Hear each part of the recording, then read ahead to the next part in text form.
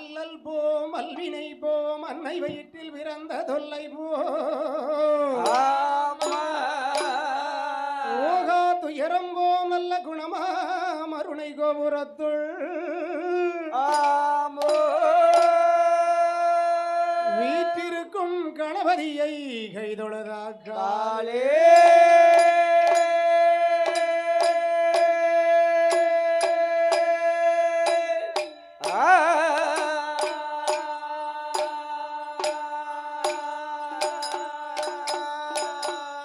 குமர குருபரனே வெற்றி வேலாகே குருபரனே வெற்றி வேலாகே கொண்டனைக்கும் மாமருகாவே வெற்றி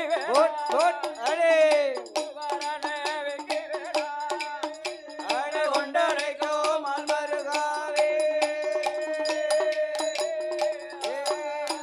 அம்மா தாயே நீ கல்லைவாணி இசைகள் பாடும் போது நாவமுட்டி நெஞ்சுணர்ந்து தடுமாறு வேளையிலே நாவு தடுமாறாமல் நற்குரலும் மங்கிடாமல் நெஞ்சதுவும் உணராமல் நினைவு தடுமாறாமல் நாக்கிலையோ நெஞ்சிலையோ எந்தாய் சரஸ்வதியாரே நின்று விளையாட வேண்டும் ஐந்தெழுத்த ஓரெழுத்தாயே அருள் புரிய வேணும் அம்மாளே எட்டெழுத்த ஓரெழுத்தாயே இசை மகளே கலை மகளே நாக்கில் எழுதி வைக்க வேணும் அம்மாளே ஏழைக்குத்தான் மனமிறங்கி ஏழைக்கு மனமிறங்கி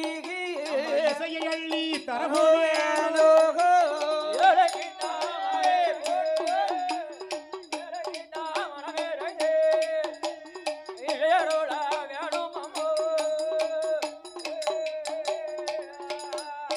அம்மா மலை மகளே சக்தி கலை மகளே கலை மகளே மலையரசனோட திருமகளே மலை மகள சக்தி கலை மகளே கலை மகளே மலையரசனோட திருமகளே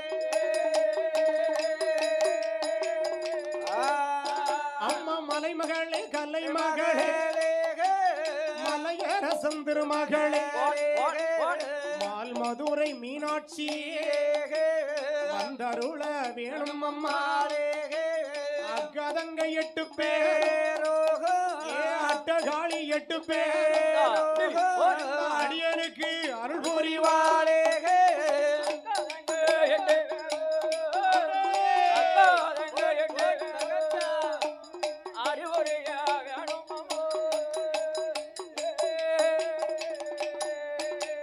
பாடறியன் படிப்பறியே பாட்டில் உள்ள வகையறியே பாடறியா நாளையிலே படிக்க வைத்தார் அம்மா அப்பாவோ ஏடறியேன் எழுத்தறியே ஏட்டில் உள்ள வகையறியே ஏடறியா நாளையிலே ஏடறியா நாளையிலே எழுத வைத்தார் எங்கோரோ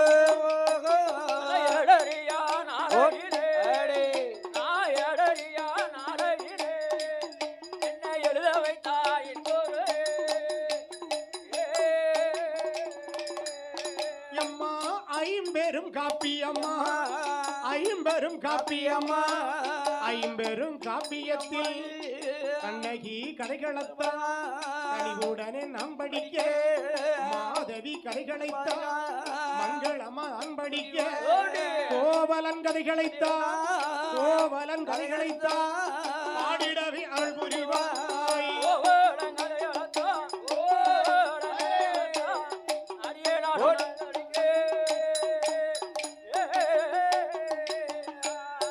நாட்டிலையும் நல்ல நாடு நல்ல நாடு நாட்டிலையும் நல்ல நாடு நல்ல நாடு நாவலர்கள் புகழும் நாடு புகழும் நாடு சாரல் மழை பொழியும் நாடு பொழியும் நாடு சரமிளகாய் காய்க்கும் நாடு காய்க்கும் நாடு மாதம் 3 மழை பொழி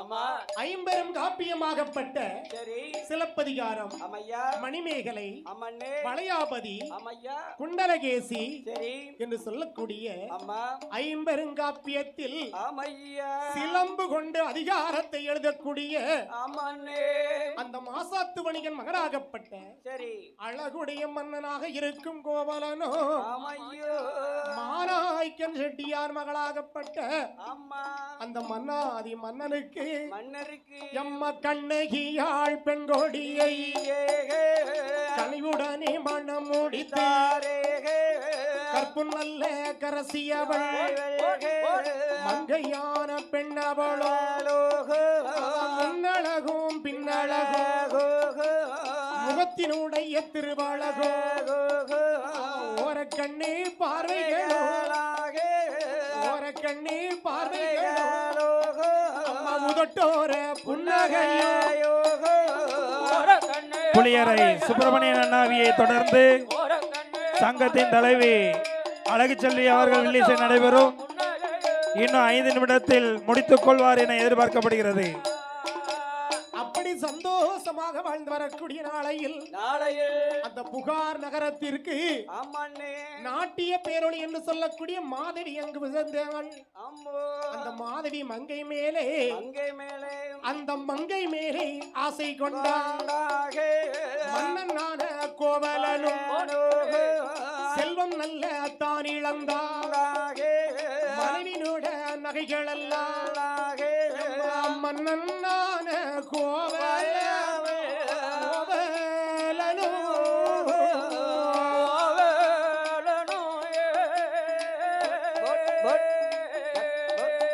அவன் மாதவிக்கு கொண்டு சேர்த்தா மன்னனான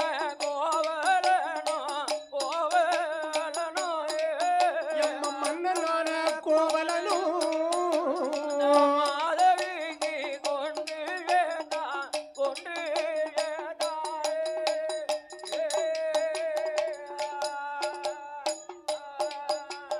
நாட்டிய பேரொழியாக இருந்து வரக்கூடிய மாதவி என்ற ஆடல் அரசிக்கு அத்தனை நகைகளையும் கொண்டு கொடுத்தான் கோவலன்.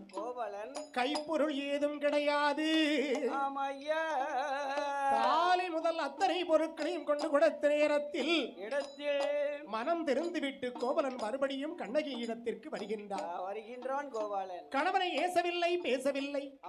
கணவனே கண்கண்ட தெய்வம் என்று நினைத்த கண்ணகியோ கட்டி வரவேற்றாள். என் மன்னவா, இனிமேல் நம்ம இந்த புகார் நகரத்தில் இருக்க வேண்டாம் என்று சொல்லி எங்கே வருகின்றா தெரியுமா? எம்மா நான் நல்ல மதுரை கீதா மன்னனவர் பயணோ மதுரை கீதா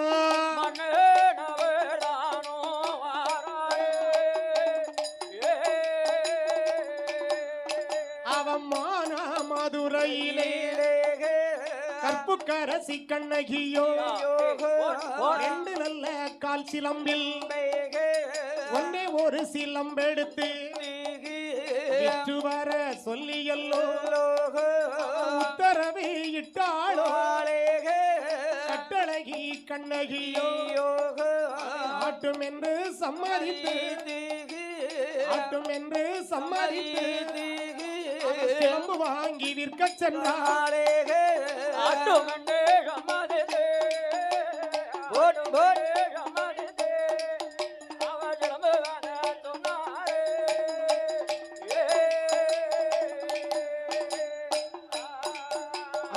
தன்னுடைய மன்னனாகப்பட்ட கோவலனிடத்தில் வந்து மன்னவா, மானா மதுரைக்கு சென்று நாம் அங்கு இழைக்கலாம் என்று சொல்லி வார்த்தைக்கு கட்டுப்பட்ட கண்ணகியோ கால் சிலம்பு 2இல் 1 கலட்டி கொடுத்தாள். பொற்கொல்லர் வீதிக்கு வருகின்றார். ஒரு சிலம்பெடுத்து அந்த பொற்கொள்ளத்தில் விலை பேசிக் கொண்டிருக்கும் போது அந்த இடத்திலே பாண்டிய மன்னனுடைய மனைவியுடைய ஒரு கால் சிலம்பு தொலைந்த நிலையில் இருந்தது. அதை யார் அகப்படுத்தி வைத்திருந்தார் என்று கேட்டால் அந்த பொற்கொல்லர் தான் வைத்திருந்தார். இந்த கோவலனின் முகத்தை பார்த்தார் பொற்கொல்லர். அம்மா பார்த்தால் அவருக்கு சரி மிகவும் பைத்தியக்காரன் போல தெரிகிறான். ரொம்ப பைத்தியக்கார மாதிரி இருக்கான். அதனால் இவன் தான் கள்வன் என்று நாம் சொல்ல வேண்டும் என்று நினைத்து, அடுத்ததாக அழகு செல்வி அண்ணாவி குழுவினர் தயார் நிலையில் இருக்கும்படி கேட்டுக்கொள்ளப்படுகிறார்கள். பாண்டிய மன்னனிடத்தில் ஆமையா இந்த பொற்கொல்லர் ஒரு ஓலை அனுப்பிய நேரத்தில் அரண்மனைக்கு இழுத்து வந்தார் கோவலனை.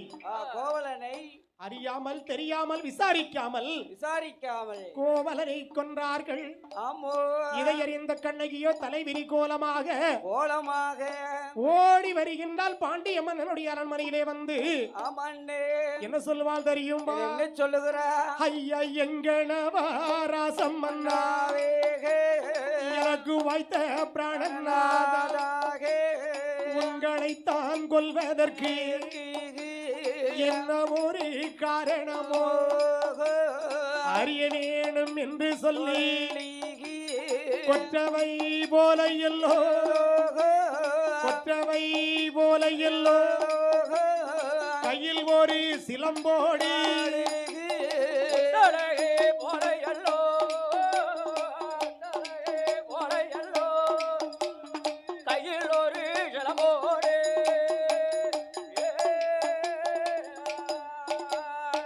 உலக மக்களை நீதி வழங்கும் பாண்டிய மன்னா, என் கணவன் வந்து கோவலன் என்றுமே கள்வன் கிடையாது.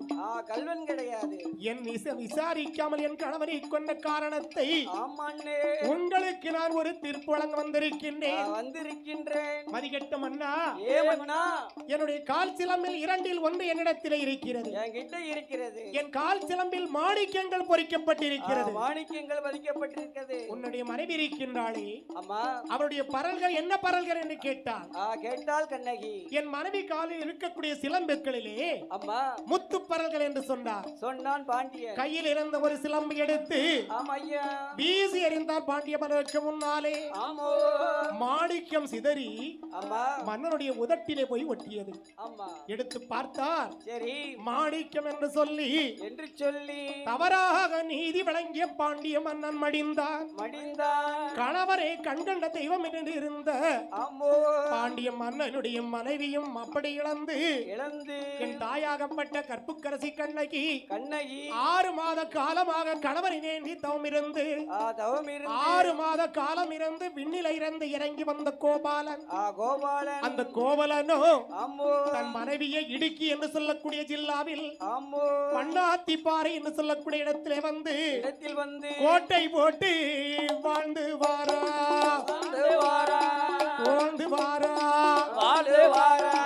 கோவலனோ கண்ணகியோ வாழ்ந்து வாரா.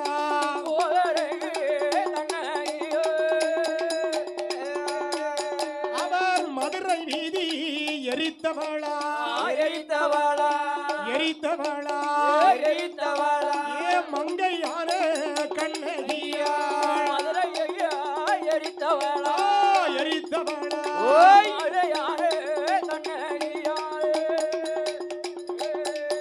அவர் மதுரை நல்ல வாசலில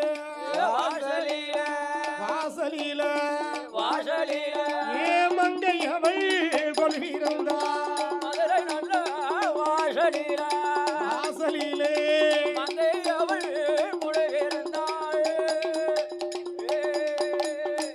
உரைசால் பத்தினியை உயர்ந்தோர் ஏற்றுவ ஊழ்வினை உறுத்து வந்து ஊட்டும் என்ற கருத்துக்கு இணங்க தாயாகப்பட்ட கற்புக்கரசி கண்ணகி பத்தினி சொன்ன வார்த்தைக்கு மதுரை மாநகரமே பற்றி எறிந்து தாயாகப்பட்ட கண்ணகி கோவில் கொண்டிருந்து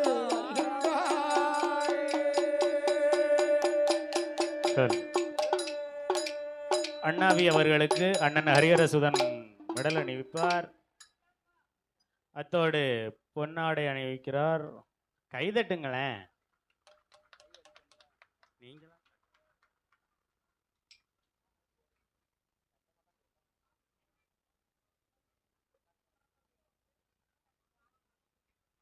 குடவாத்திய வித்துவான் மணி அண்ணன் அவர்களுக்கு பொன்னாடை போத்தப்படுகிறது.